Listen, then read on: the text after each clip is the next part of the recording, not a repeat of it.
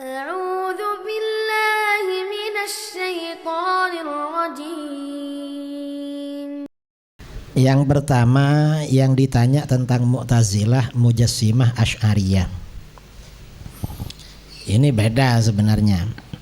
Sebenarnya ada dua kelompok, ya. Ada Munazzihah, ada Mujassimah. Munazzihah itu artinya kelompok yang menyucikan Allah dari menyerupai makhluk. Termasuk dalam Mujassimah ini adalah jumhur muslimin, mayoritas umat Islam. Asy'ariyah, Maturidiyah, Mu'tazilah, Syiah. Ini Munazzihah. Lawannya Munazzihah ini disebut dengan Mujassimah atau Musyabbihah. Disebut dengan Musyabbihah karena menyerupakan Allah dengan makhluk. Disebut dengan Mujassimah karena menjasmanikan Allah, beranggapan bahwa Allah itu berupa benda jasmani. Jadi seperti itu. Kalau Asy'ariyah, Islam yang masuk ke Indonesia ini Asy'ariyah namanya. Artinya menyucikan Allah dari menyerupai makhluk. Karenanya kalau dalam teori sifat 20 wujud qidam baqa, ini kan hafal semua ya. Dulu masih kecil kan pernah belajar wujud qidam baqa. Pernah? Wujud qidam baqa ini orang kan bertanya-tanya, kenapa ya para ulama membuat konsep sifat 20? Waktu di pondok, saya mengajar di pondok, gak ada kawan-kawan tanya kenapa kok 20. Setelah pulang orang malah bertanya, Kiai, kenapa sifat wajib bagi Allah itu 20? Loh, sampean minta berapa? Ndak, bukan minta berapa. Kok bukan 15, bukan 22, bukan berapalah, kok pas 20, 20 gitu. Ada yang bertanya begitu.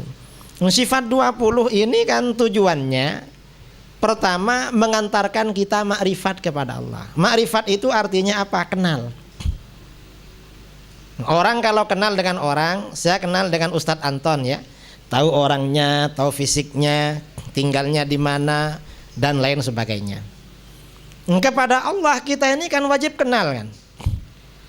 Kenal kepada Allah, di dunia kita gak bisa melihat Allah, tapi wajib kenal dan yakin. Maka bagaimana? Makrifat kepada Allah adalah melalui sifat-sifatnya, dan itu sifat 20. Yang kedua, mengapa sifat 20 itu? Mengapa 20 kok tidak lebih? Karena kemampuan akal manusia mengenal Allah itu sampai 20. Lebih dari 20 akal manusia gak mampu. Kata para ulama, akal ini mampu makrifat kepada Allah hanya sampai 20, lebih gak mampu. Kita ini jangankan mengenal Allah, mengenal sesama manusia. Pengenalan kita kepada kawan kita ini terbatas. Saya sering mencontohkan kalau ngisi ibu-ibu muslimat. Saya tanya begini, ibu-ibu kenal saya apa enggak? Kenal Pak Yai. Betul, betul.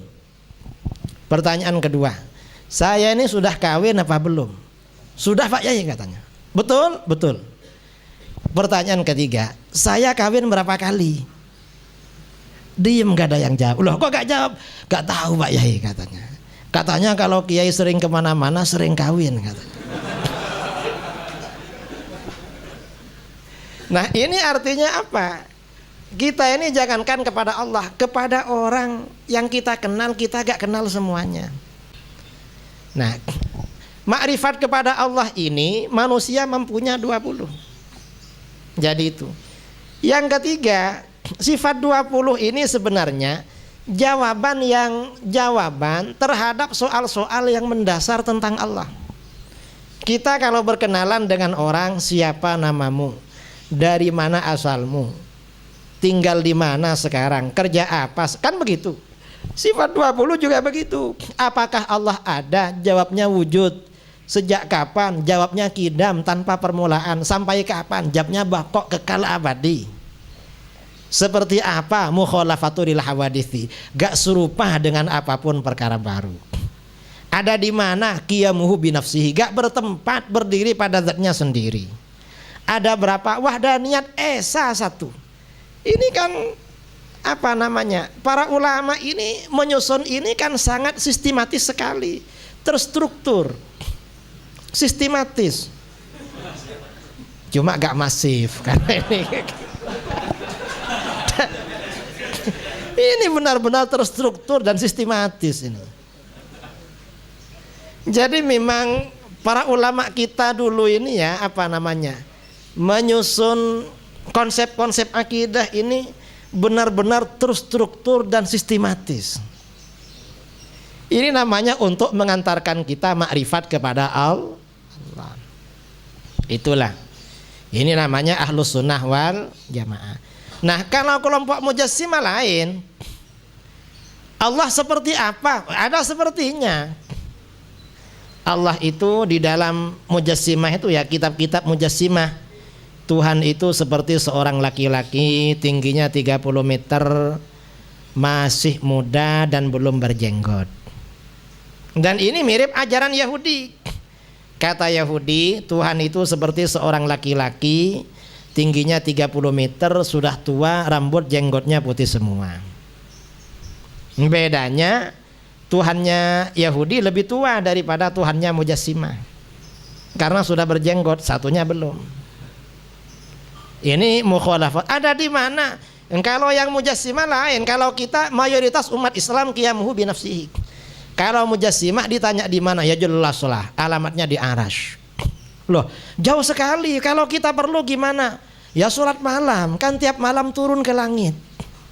Loh, ngapain turun ke langit? Untuk mendengar doa kamu.